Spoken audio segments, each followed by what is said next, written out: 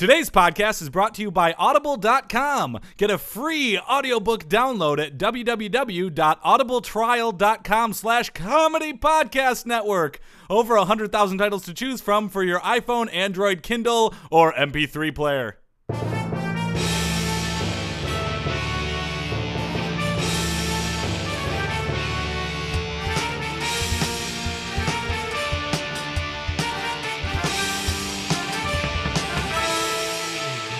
Hey there, everybody, and welcome to another Sports Podcast. I'm Joel Anderson. I'm Jordan Pomaville. And not joining us, as he would normally, is the sports outsider, Phil Ranta. He's not here today. He is not here today. And I know what a lot of you are thinking, which is that we have heard different combinations of anchors of the Sports Podcast. It has been a little jumbled lately. We have heard Phil and Joel do a podcast by themselves. That's right.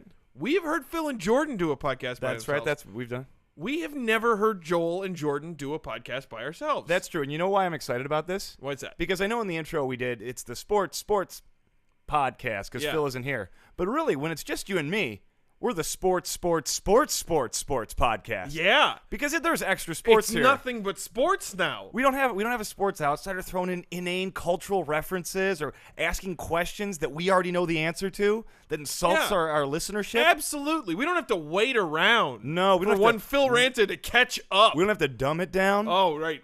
It's going to be all high level. Oh, this is going to be. We're going to have real analysis on this podcast. Absolutely. I'm hankering for a catchphrase. I'm trying to do something for myself. Oh, okay, yeah, all right. Like sportscasters. Yeah, and let me say this for those of you who are thinking, why have we not attempted this combination yet? If we're this excited about it, it's not at all because Phil owns the equipment that we use to record on. No. If you're thinking that's the reason why, you're wrong. No, that's not it. That is not it at all. Yeah, it's just because we felt like, this would. It might be like a little too good. Yeah, well, it might be too much sports. The world might not be ready for the sort of brilliant insight that you're going to get. It's twice as much as 3 times the sport. It's 6 times the sports. Yeah, 6 times the sports. Tim Tebow, update, watch, update, alert. Tim Tebow, update, watch, update, alert. Brought to you by Mentos. Feel the rush in your mouth. That was a bizarre drop. Wasn't it, though? Yeah. Different than usual when we press the drop. Better. That might be the best Mentos drop we've ever had. I feel like it really is. 110% yes. Absolutely the best Mentos drop we've ever had. Tim Tebow gives pep talk. Florida loses to Florida State 37-7. Oh! Subheadline, America confident that if Gators had truly listened to Tim Tebow, they would have won. Yeah. Big rivalry game to end the season, Florida State. Yep. Florida not having a good year this year. They are not bowl eligible. Oh my gosh, are you serious? Going into this game, they were not. They ended year 5-7. They just lost to Georgia Southern the week before playing Florida State. Of all the directional Georgia schools, I believe Georgia Southern is. I actually don't know. Comparing it to I'm Georgia not really Western sure. I bet it's one of those schools that has a really good marching band. Yeah, probably. It seems like it's one of those. But if you're embattled Coach Will Muschamp, you got a name like Muschamp, you're embattled to begin with. Yeah. Hashtag it seems like food puns, mush chops. Mush chops. To keep your job, you must be a champ. You must be a champ. Yeah. What do? You bring in Timothy Richard Tebow. Oh, my goodness. Love him, hate him, or have a complicated relationship with him where you like his attitude but not all the over-the-top face stuff or his mechanics. Yep. We can all agree there's a certain bit of magic with Tim Tebow. Yeah. There's a little bit of magic there. Everyone knows about him and has an opinion, regardless of what it is. But there's a little bit of magic. He's the comeback kid. Yeah. So he comes in. So Florida State's the much superior team, and they beat him 37-7. But the speech clearly affected the team, or at least one particular teammate who said this. This is lineman Max Garcia. It really penetrated my soul. When I saw him, I could just feel his leadership, his presence. It just demanded that, said Garcia, who spoke to the reporter on the condition his raging boner remain anonymous. Doesn't make sense, but oh well. Yeah. And while it's bad news for Florida. So wait. Sorry. So what you're saying is Garcia felt like Garcia was penetrated by Tebow. Was penetrated by Tebow. Garcia was penetrated by Tebow, and he felt like it was a commanding penetration by Tebow. Yeah. His presence. Yeah. Tebow's presence commandingly penetrated this member of the Florida team. Oh, to the fullest. To the fullest. Oh man, so they love, Yeah. didn't work, but the team was clearly rallied around Tim Tebow. Yeah. Now it's bad news for Florida.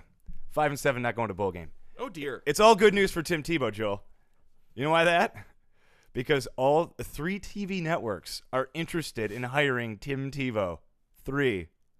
Let the Tebow games begin! Oh, bidding war. Yeah, pretty much. We got ESPN's SEC network. So work for ESPN has an SEC network? It's a combination thing. It's like every time you watch the SEC on ESPN, it's not like the Big Ten network. They're not making fuck you money. Yeah. But it's still basically they got the partnership without having to put in the groundwork for a network. CBS Sports and Fox Sports, all interested in Tim Tebow. Well, who's gonna get him? The one willing to pay him $300 million over 10 years. Well, apparently, I think they think ESPN. They think it'll work in college football, and the SEC, ESPN's the favorite. Yeah. And ESPN did the legwork and actually showed that research suggests that college football fans would be more welcoming to Tim Tebow than NFL fans. Yeah. So, in terms of seeing one them, would assume if you hired Tim Tebow as an NFL commentator, oh man, I imagine some people might have legitimate questions that they might ask about. Well, that. the research showed that people wouldn't watch any less, but they would complain a lot using various social media platforms. And we all know network executives have gotten really touchy about getting tweeted at with criticism of their on-air talent choices. Right? So, looking like Tim Tebow is going to be coming to television soon. Yeah. SEC network. Tim Tebow, not a stranger to television. No, but in a new capacity. Yeah. This time in a suit. Very much so. Yeah.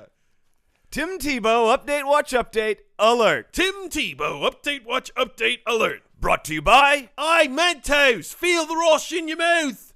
All right, what we got in the show today? Let's see. We have a guest. Right? And this is a Red Sox fan, Yeah, right? Red Sox super fan.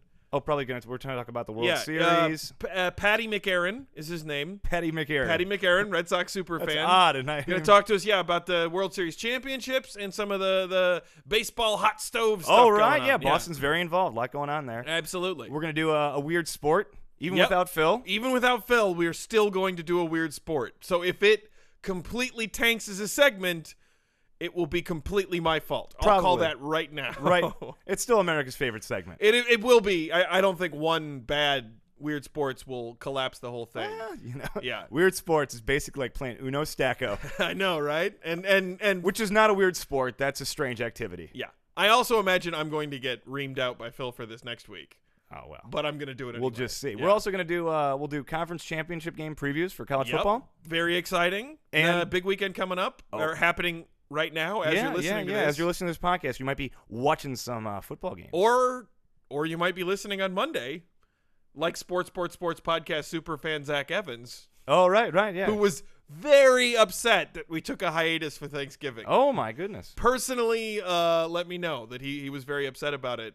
Well, let's not dilly-dally Zach, anymore. You already know what happened. Absolutely. Let's go to the news. Yeah, news.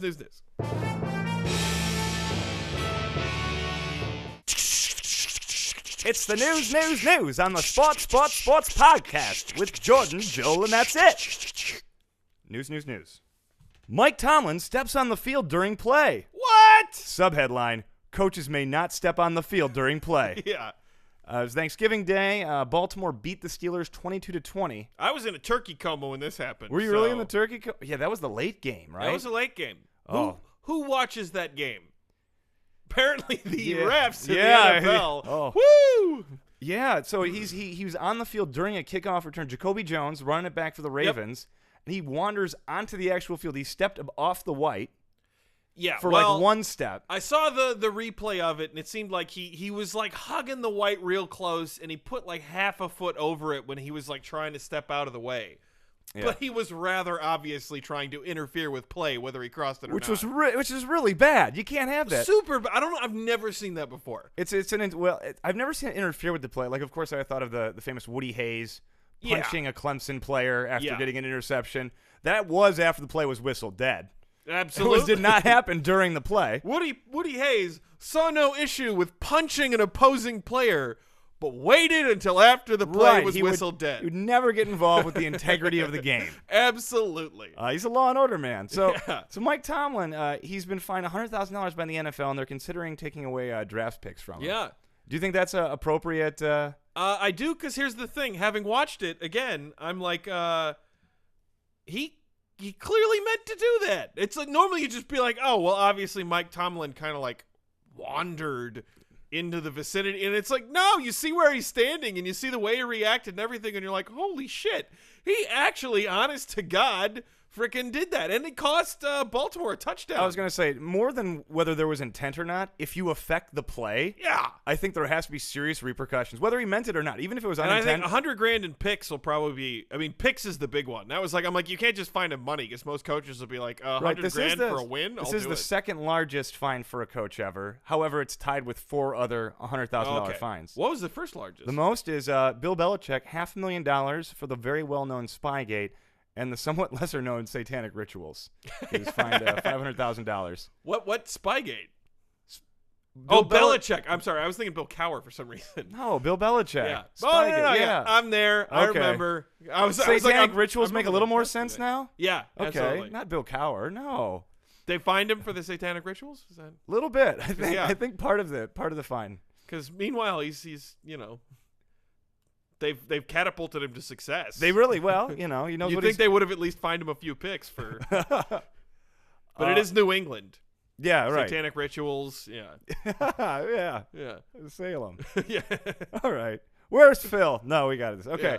Yeah. And while it might be cliche, in terms of Mike Tomlin being fined $100,000, this is I think it's a little harsh because like it might be cliche, but it's not like he, I don't know, enabled and covered up a child molester.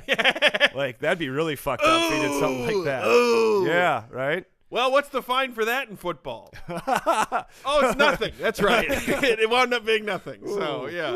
Oh. But here's the thing with Mike Tomlin. Dude's got priors. Wait. Yeah. Which priors? He's done this before. Really? Yeah, he's wandered on the field before. Yeah. What? Yeah. I didn't know that. Yeah, 2009. Fresh off his Super Bowl win in 43, he wandered underneath the net during Game 2 of the NBA playoff series between the Houston Rockets and Portland Trailblazers. He tangled with Dikembe Mutombo. Wait! Who suffered a knee injury that ended his career. That's ridiculous. Game 2. Trailblazers, Rockets. Oh, wow. There. Tangled, terrible. 2013, he wanders onto PNC Park during the Pittsburgh Pirates St. Louis Cardinals playoff game. What was he thinking? NLDS Game 4. He crossed into fair territory and was struck by an Andrew McCutchen line drive that surely would have gone for extra bases, but played off Mike Tomlin on a hop. McCutchen was held to a long single. Oh. The Pirates would go on to lose the game 2-1. Oh, and the Pirates needed it too. I know. Needed it bad. That's a double triple. You got a man in scoring position. Yeah. Oh, man. But they're not bitching brutal about it like Cubs fans would. No, Cubs fans absolutely. wouldn't invent a bullshit curse. Yeah. 2005, he entered the Pittsburgh area Scholastic Chess Tournament and stole both rooks. What? From Carnegie High School team, who went on to win the tournament despite this handicap. Oh, okay, yeah. Well, that's pretty impressive to win without your rooks. Yeah, and he was punished. He was not punished because the state of Pennsylvania was more loosey-goosey about adults being with kids at inappropriate times back in 2005. That's just Pennsylvania. Yeah. Hear that. I got to tell you, rooks, always my favorite chess pieces because it was the easiest to understand what you couldn't do. Right. Oh, you could move in and out. Yeah.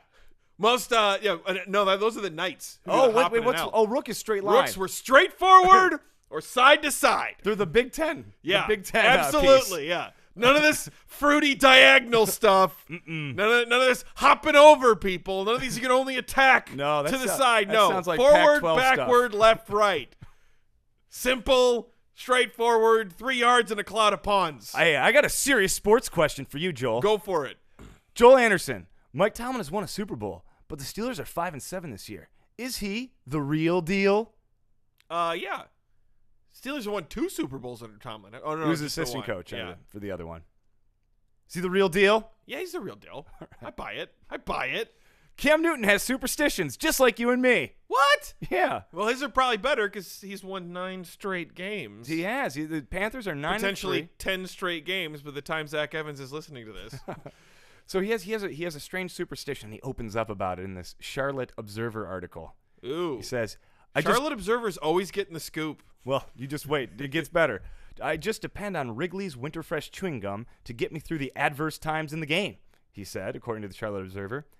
And in a given game, the superstition comes, you make a big play. Even if the gum is rock solid, you can't take it out. You got to keep fighting through it.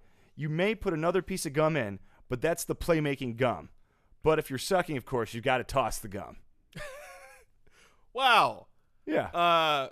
So has he been on the same piece of gum for I think this is within the game. I think within the game he's saying, even if a piece has lost its flavor, if you're in a drive, I agree. Well, he didn't say lost its flavor. He said rock hard. Well, I think that's, toward the end of chewing that piece of gum, it's lost a lot of its elasticity. Is Dennis can't be happy about what he's hearing here. No. Newton chews gum during games or his mouth gets too dry and he has trouble calling plays. He adds that it also makes your jaw feel real cool to chew it after smoking K2. That's synthetic marijuana, so the NFL can't test for it. Yeah. The Charlotte Observer has some hard-hitting news in addition to the fluffy stuff about Cam's cute gum rituals. It adds that Cam is deflecting credit more and accepting more blame this year. I see a Cam Newton's publicist. I see what you did there. Yeah. He's got the Charlotte Observer in his back pocket. Yeah. Probably because of blackmail relating to journalists being drunks. Is no one going to talk about this? The degree to which it seems like the Charlotte Observer is just in the tank for the Panthers. Oh, and especially Cam Newton. Yeah. Solidly positive coverage in a way that just, pretty ridiculous. Now, I have a serious sports question for you, Joel. Bring it on. I nailed the last one. The Carolina Panthers are 9-3. They could be 10-3 by the time Zach Evans listens to this. Yeah.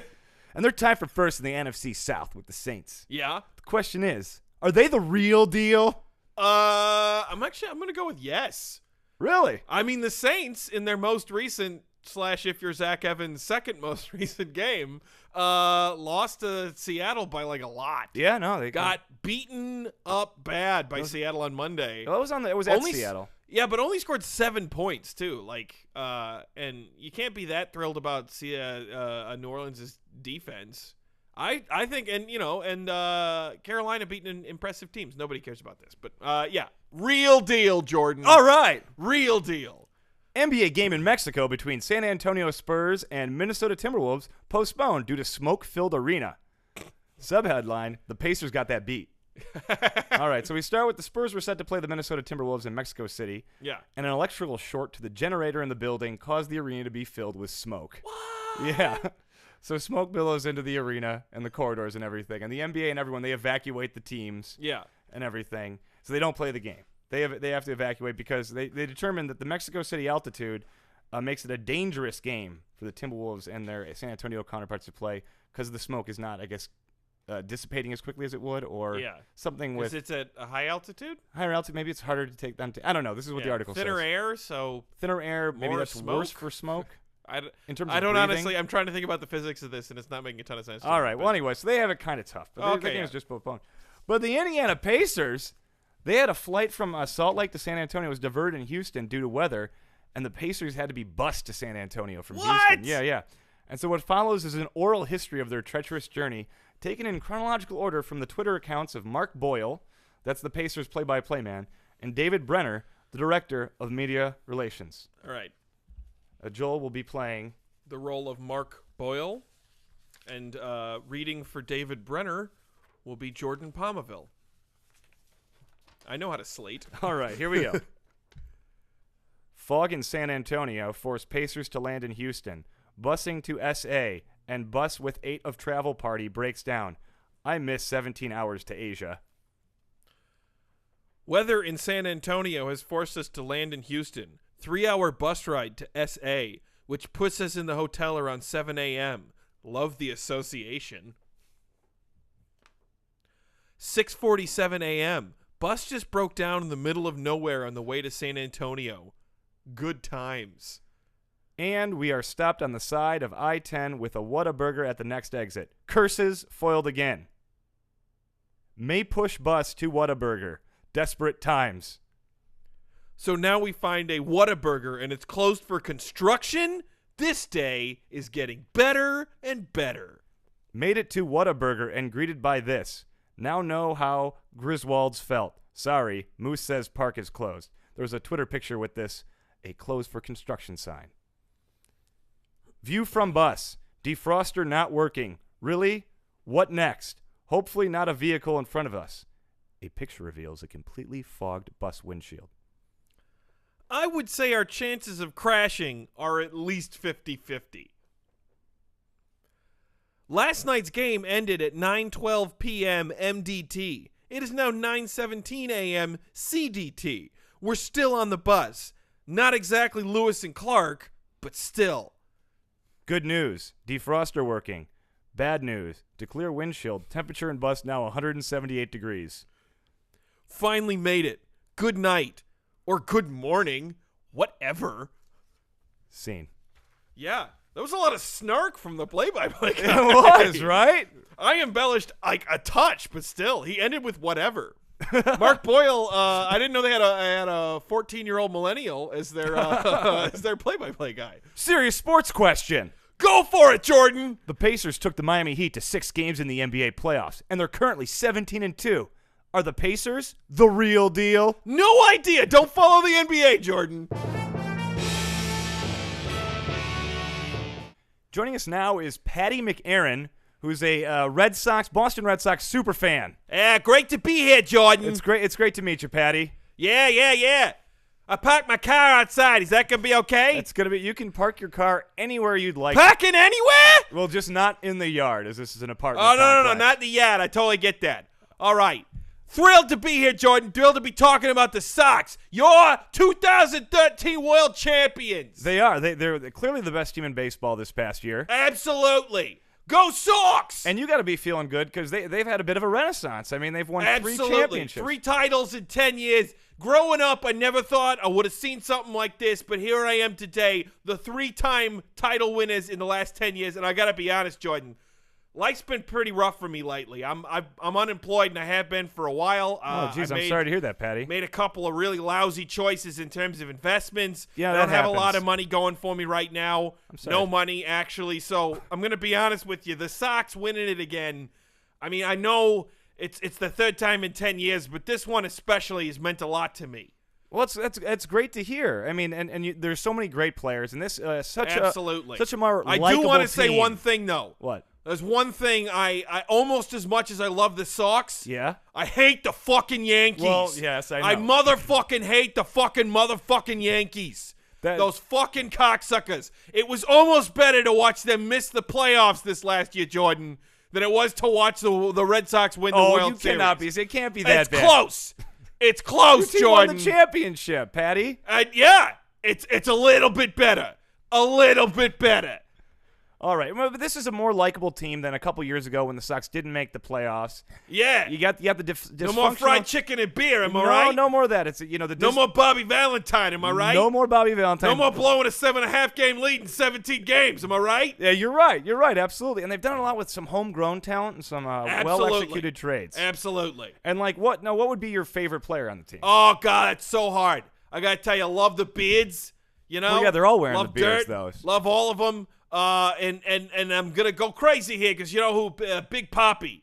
Obviously, gotta love Big Papi. Of course you do. But not my favorite player. I'm a little more nuanced of a baseball fan. I got to say my favorite player, Jacoby Ellsbury. Gotta love the speed. Gotta love the defense in the outfield. Strong hitter. I think he's still coming back close. Can't wait to hear that they locked him up long term and that Jacoby Ellsbury going to be a Sock for life. You know, Paddy, I have terrible news for you. What's that? Well, the Yankees have actually signed Jacoby Ellsbury to a 7-year deal.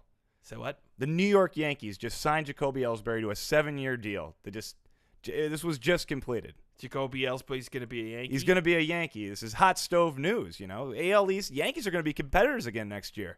We had fun laughing at him for a year, but next year they're back. And I fucking hate Jacoby Ellsbury, one of my least favorite players in the history of baseball. That shitty, injury-prone douchebag has one power explosion and then all of a sudden thinks that he's the shit. Well, I think you know it's what? a little harsh. He's not. Fuck that Jacoby Ellsbury right in his eyeball. Fuck him in his eyeball. All right, Paddy, now calm down because...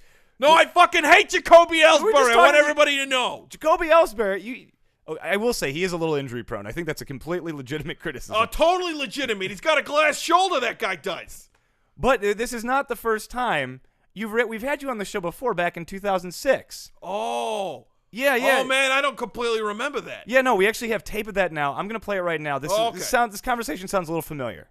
So let's play it. Let's see what we have right here for this. Hey! Happy 2006. Glad to be on the podcast, Jordo. Hey, it's great to have you here. It's exciting to talk about another year of baseball. I got to say this, though. Outside of baseball, it has been a great year for Paddy. I am having just a tremendous time in 2006. I got a new job. It's at an investment firm in New York City, a big one. Really? Bear Stearns. Oh, my gosh, I got a that's job great. at Bear Stearns. That's an investment bank. That's great to hear. Absolutely. Those guys are making money hand over fist. Hand over fist, long-term stability right there. Also, I just took out my 4th mortgage. The rates are crazy right now. Right, they're giving away. Money's never going to be this cheap But hey, again. as long as housing rates keep going up, this is the smart move for Paddy. And why wouldn't they? Absolutely. Housing prices haven't gone down in like 40 years. In any case, so forget about Let's that. move right on to Enough baseball. about the chit-chat. Baseball, your Boston Red Sox, 2 years off a championship. Absolutely. They haven't made a run really since then deep in the Still playoffs. a solid team.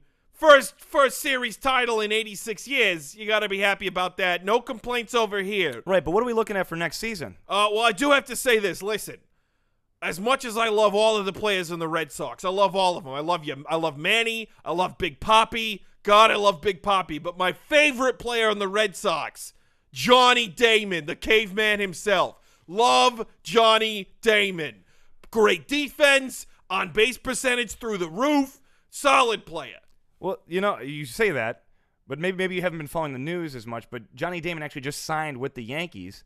They showed him at a press conference. He was all cleaned up. He shaved his beard, sideburns non-existent. Johnny Damon signed with the Yankees? Yeah, he just signed with the New York Yankees. I fucking hate Johnny Damon. Fuck that guy right in his ear. Johnny Damon fucking sucks with his fucking noodle arm. And you know what? I'm sick of sitting around watching him take pitches all day. Any team that's taking that many pitches and just fouling them off is full of douchebags. And you know what else? Fuck beards. I fucking hate beards. I hate beards on baseball players. They fucking suck. Oh, wow. I had forgotten about that interview back in 2006. Right, no, that you kind of lost it a bit here. And I hate to be the person that has to continually break this news to you. It is a little astonishing that the 2 times that I have been on the show are both times when a favorite Red Sox player has signed with the Yankees. But we're going to take a trip even further back. What's that? Because even further back in our podcast archives, in 1993. Oh, the podcast from 1993. Right, podcasting. The 1993 podcast. Right, the podcasting as an industry was in its infancy at that point. But here, let's. Oh, I remember. It was like January 93. January 93. Well, let's play this clip. Okay.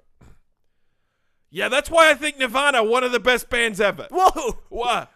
Absolutely. I can't wait. I mean, their second album is yet to come out, but the 3rd, the 4th, the 5th, you got to expect that these are going to be solid albums. Oh yeah, I'm excited to just be a part of the creative journey of this band to see where they're going to go, what new sounds we're going to hear, the sound dynamic of the highs and the lows. Absolutely. Let me tell you something. I think my grunge band doing really well.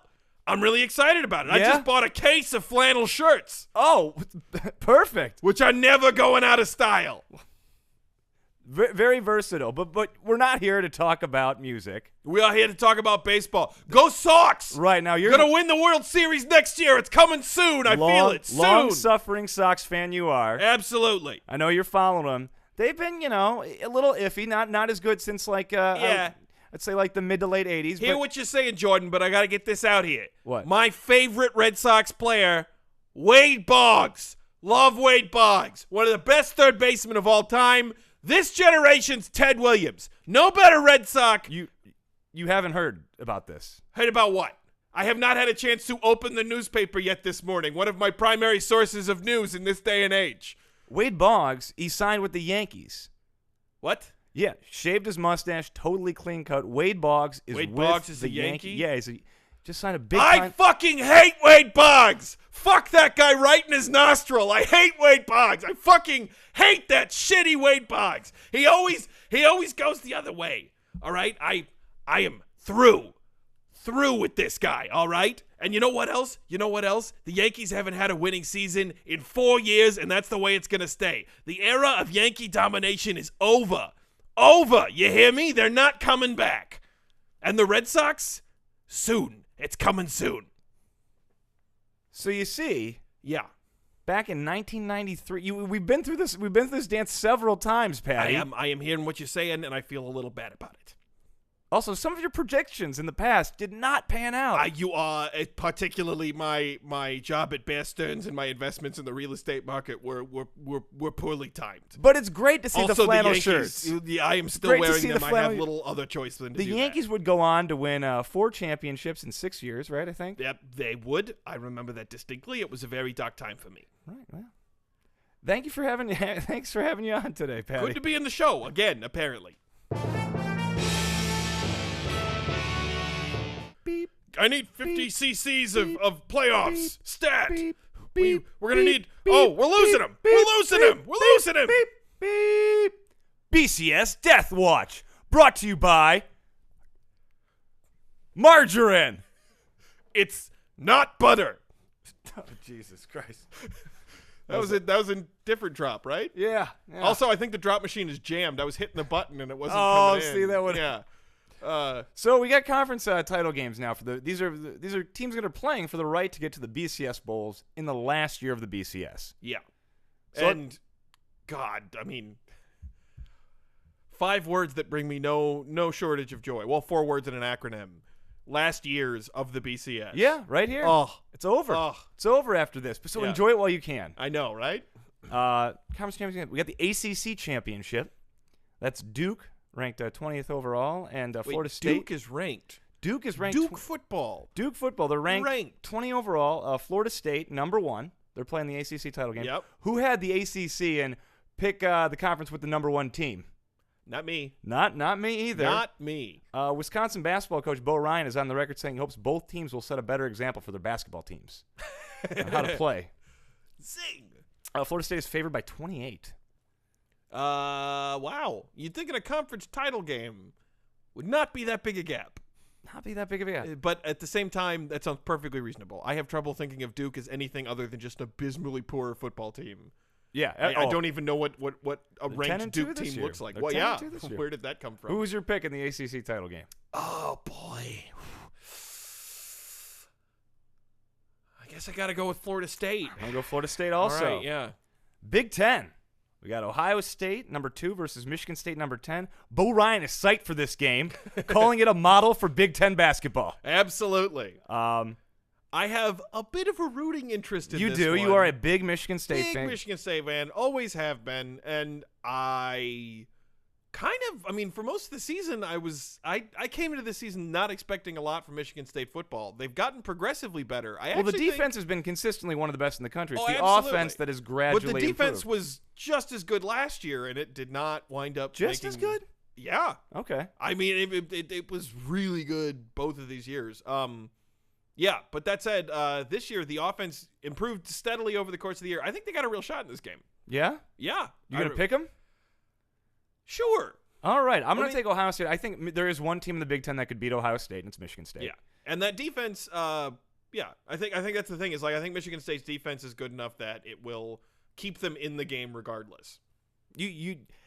The only they are just so good running the ball. I'll say that. Between Ohio State? Carlos Hyde and Yeah. Braxton Miller, they have like the ground and pound Yeah. and like the wily spread guy both at the same time. How good is Braxton Miller throwing the ball though? Because that is not great. Yeah. He's gotten better, but Michigan State has tended to, I mean, over the last few years, I mean, stacking the box and shutting down the run, and then they can play man-to-man with their corners. That's worked out pretty well. Yeah. So if they not can a lot of stop teams the can do run- that. Yeah. The way Michigan State's been able to. So that's why I feel like they got a decent chance.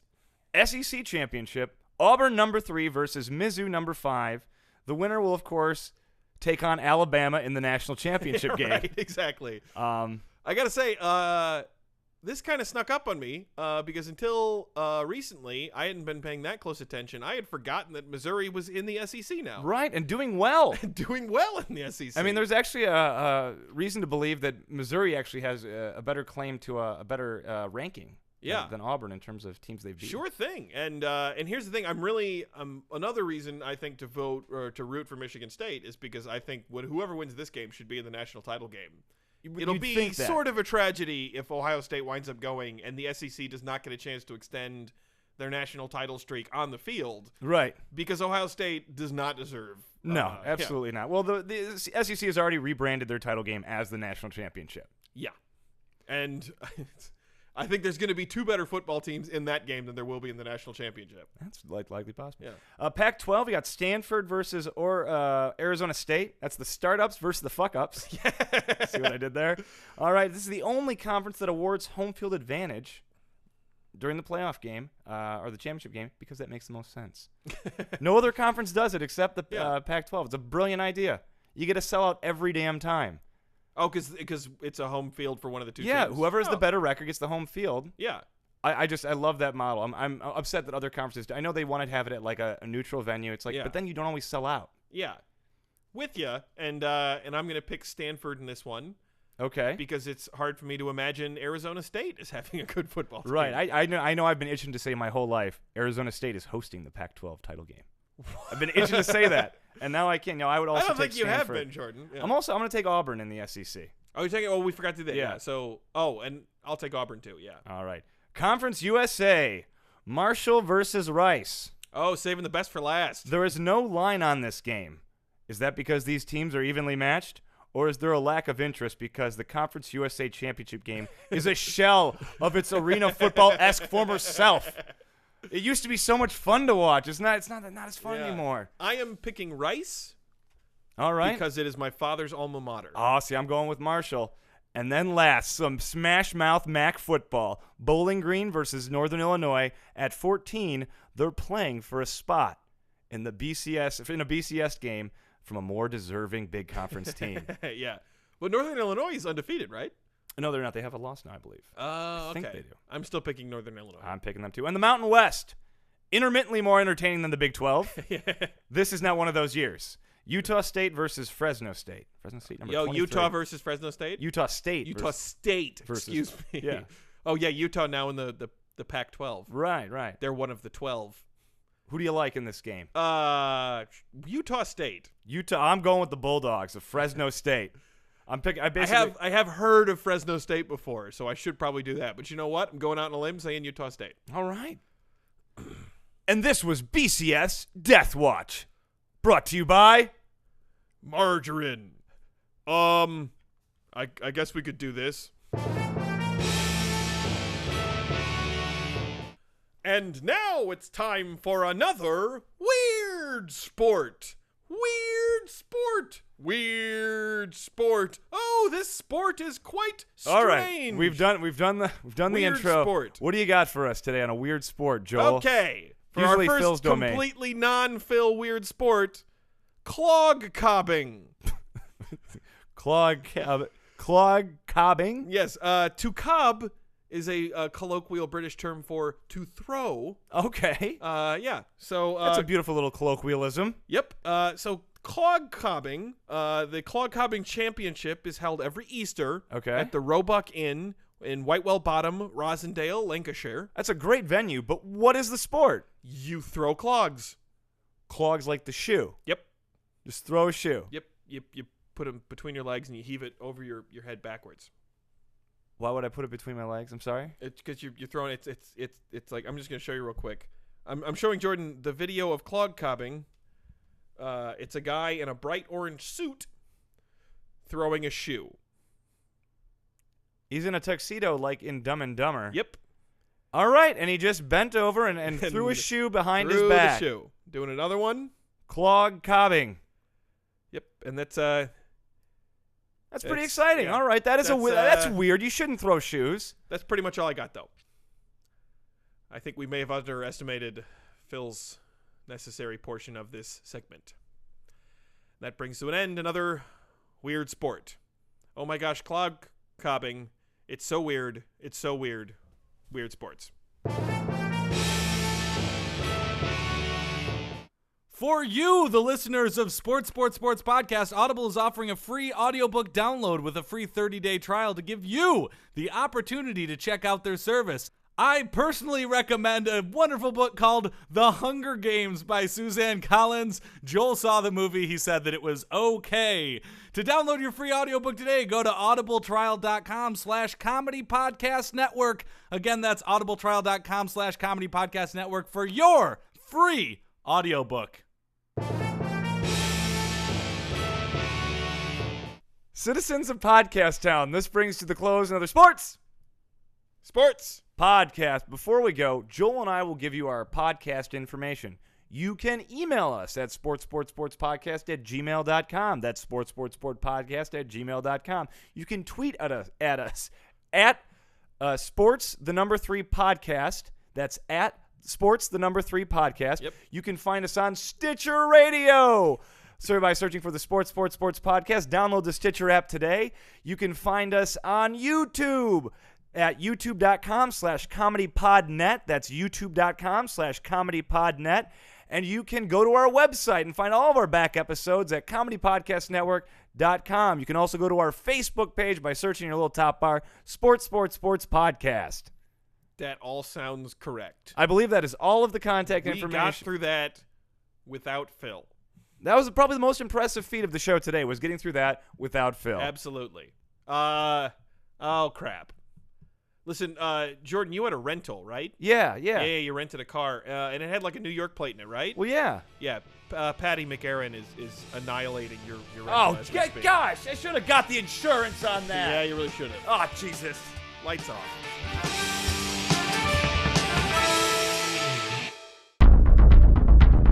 You have received this transmission from the Comedy Podcast Network. For more shows, visit comedypodcastnetwork.com.